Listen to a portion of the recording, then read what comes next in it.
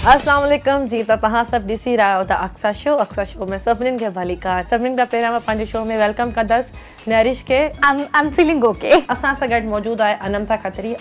थोड़ी बस नर्वस हूँ। टिकटॉक कब कैसे क्यों स्टार्ट किया? तब मेरी एक वीडियो वायरल हुई थी, वो एक पेंटिंग कर रही थी मैं। टिकटॉक पे आप कैसी मेहनत कर रही हैं? बस मुँह ही लाना होता है और तो नरिश कितनी वीडियोस बनाती हो दिन में?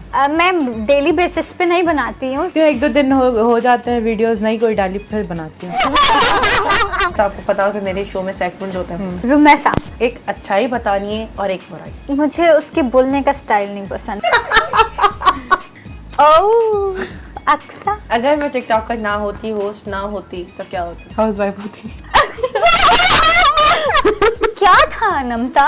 अब तू देख, जंगली हूँ मैं, जंगली तो बड़ी ये तुम्हारा अब्बू कहाँ है? मैं वांदी हूँ, बोलो कुछ। मैं फजूल हूँ। वांदी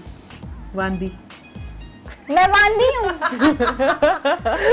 सेगमेंट आहे रैपिड फायर, अंधेरा या रोशनी? अंधेरा। टिकटॉक या इंस्टाग्राम? टिकटॉक ने जिंदगी में कोई चेंज, फायदा, ये कोई बेनिफिट दिया? अब तक तो कुछ भी नहीं मिला, मतलब कोई फायदा नहीं मिला। कोई मुझे मारो।